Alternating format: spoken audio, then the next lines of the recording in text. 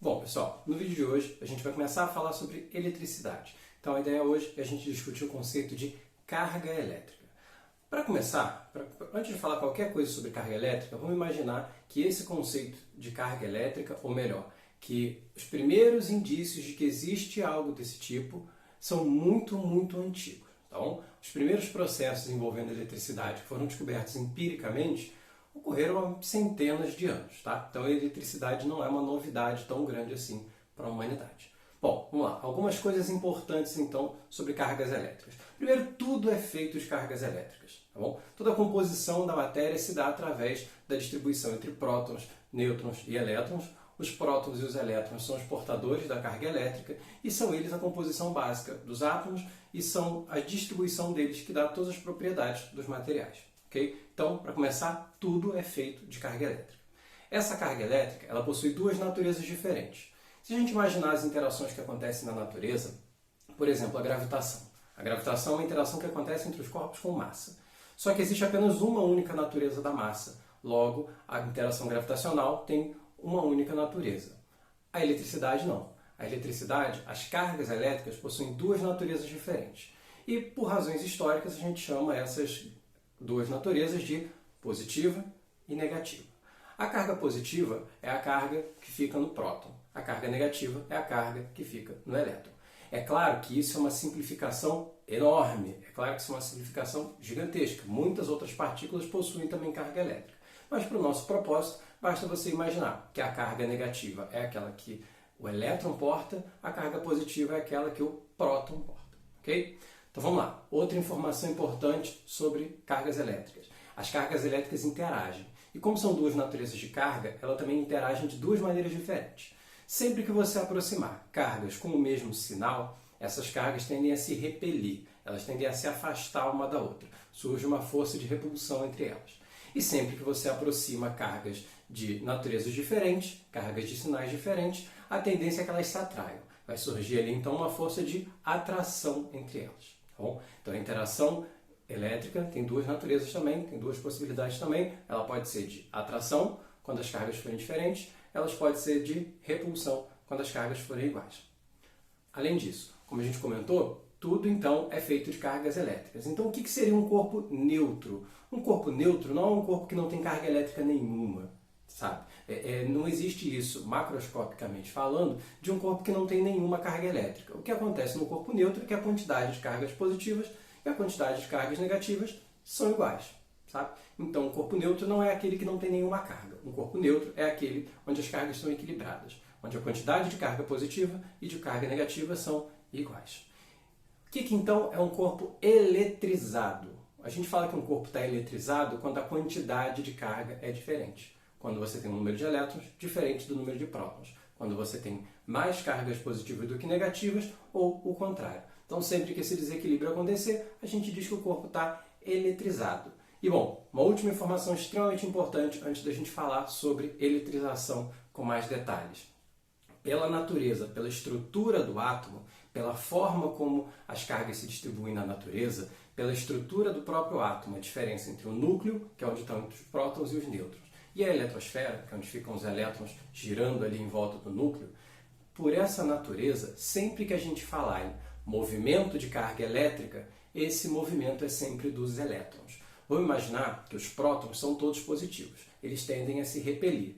Só que apesar dessa repulsão elétrica, o átomo consegue manter todos eles juntos num espaço ínfimo, num espaço pequenininho, que é o núcleo do átomo, né? Então, já que o átomo consegue manter todos os prótons juntos ali dentro, é sinal de que existe uma força, ordens de grandeza, muitas ordens de grandeza mais intensa e mais forte do que a eletricidade, mantendo eles unidos ali. Então, no nível de energia que a gente fala nas interações elétricas, a gente não consegue mover prótons. Então, sempre que a gente falar que existe um movimento de carga elétrica, a carga que está se movendo é o elétron, tá bom? Então, se um corpo ficar eletrizado negativamente, é sinal que ele ganhou elétrons. Se um corpo ficar eletrizado positivamente, é sinal de que ele perdeu elétrons, tá bom? Então, vamos lá. Relembrando então, tudo é feito de carga elétrica, as cargas têm duas naturezas, positiva e negativa, as cargas interagem de duas maneiras, atração e repulsão. Um corpo neutro é aquele que possui quantidade igual das duas cargas, Um corpo eletrizado é aquele que possui quantidades diferentes e, pela natureza da matéria, a única carga que se move, dos nossos estudos aqui, é o elétron.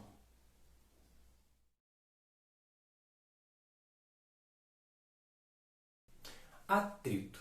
Bom, vamos lá. A gente acabou de falar que a estrutura dos materiais, que a estrutura dos elementos químicos, que a estrutura do átomo, ela é dada pela distribuição de cargas elétricas. Então é fácil você imaginar que diferentes elementos possuem diferentes quantidades de cargas elétricas e diferentes distribuições. Diferentes substâncias são feitas de diferentes elementos. Diferentes coisas, diferentes objetos são feitos de diferentes materiais. Então é fácil você imaginar que cada material, cada substância, cada elemento vai ter propriedades elétricas diferentes, ok? Então vamos lá. No que consiste a eletrização por atrito? A eletrização por atrito consiste no fato de que algumas substâncias, alguns objetos, se você esfregar um objeto no outro, objetos diferentes, você vai fazer com que um deles retire elétrons do outro. E se um retira elétrons do outro, aquele que ganhou os elétrons vai ficar eletrizado negativamente, aquele que perdeu os elétrons vai ficar eletrizado positivamente, ok? E é isso, por exemplo, que está por trás daquele truquezinho de esfregar a tampa da caneta no cabelo e fazer ela atrair pequenos pedacinhos de papel. Quando você esfregou a tampa da caneta no cabelo, o que você fez foi atritar o plástico no cabelo e fazer com que um retirasse elétrons do outro. Então, se você parar para pensar, na eletrização por atrito, você tem dois objetos que inicialmente estavam neutros e no final eles ficam eletrizados com cargas de sinais diferentes. Esse tipo de eletrização, esse processo, já é conhecido empiricamente há centenas de anos. Tá bom? Já se sabe há muito tempo, por exemplo, que o âmbar, que é uma pedra, se você esfregasse ele na lã, num tecido, ele depois seria capaz de atrair pequenos fiapinhos de palha, pequenos fios de cabelo, ele conseguiria atrair. Então, essa talvez seja a forma mais antiga de conhecimento nosso sobre a eletricidade, a eletrização por atrito. Contato.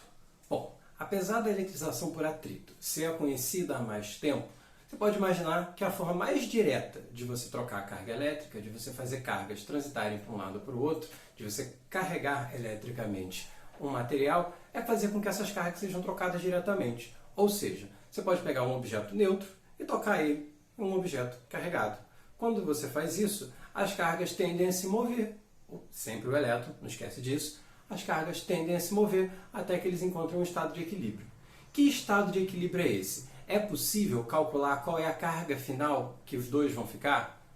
Mais ou menos. É possível você determinar qual é a carga que o seu objeto final vai ficar em uma situação, que é a situação onde os dois objetos, ou 3, ou 4, ou 5, onde qualquer número de objetos que estejam sendo tocados simultaneamente sejam idênticos. Objetos do mesmo tamanho, objetos feitos do mesmo material, objetos com as mesmas dimensões e, principalmente, objetos que estejam isolados do restante do ambiente, objetos que não estejam encostando em nenhuma outra coisa. Tá bom?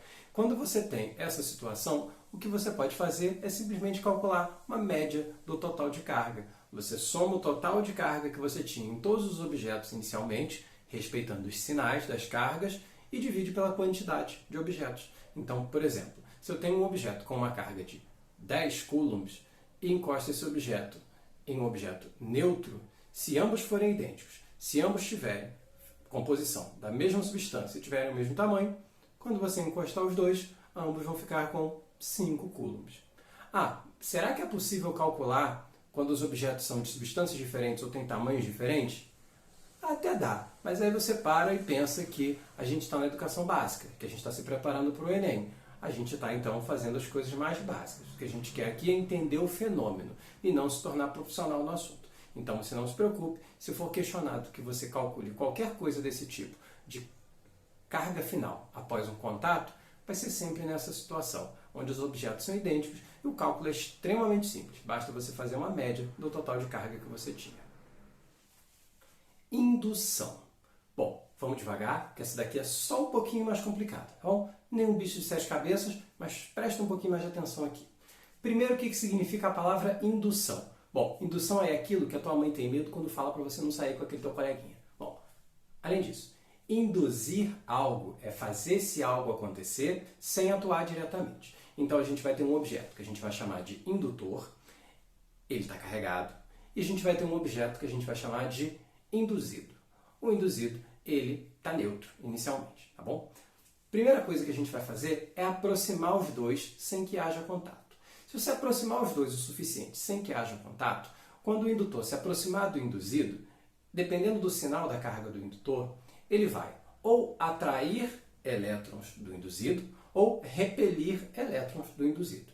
E ali no induzido, os elétrons que forem mais soltinhos, que estiverem mais livres para se mover, eles vão tender a se aproximar ou se afastar do indutor. Isso faz com que as cargas ali não fiquem em quantidades diferentes, mas agora se distribuam de uma maneira que não é uniforme mais, tá bom?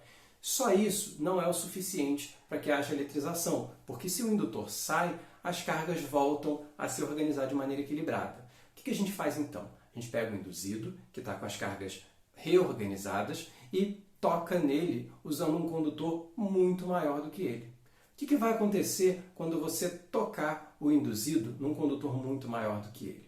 Bom, se elétrons estiverem sendo atraídos pelo indutor, o que vai acontecer é que elétrons vão passar desse corpo muito maior, que pode ser, por exemplo, um aterramento, para o induzido. E esse induzido agora vai ficar com excesso de elétrons.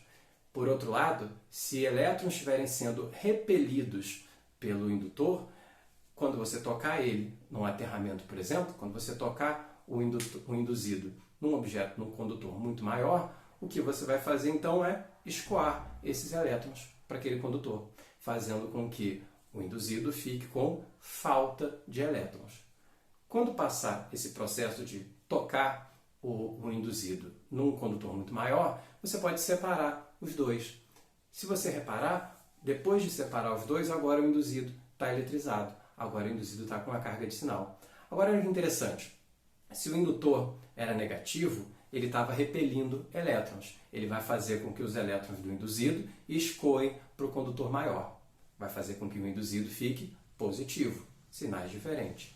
Se o indutor era positivo, ele vai estar atraindo elétrons do induzido. Então, ele vai fazer com que elétrons escoem do condutor para o induzido. Então, o induzido vai ficar negativo. Ou seja, em uma eletrização por indução, ao final do processo, o indutor e o induzido ficam com sinais diferentes.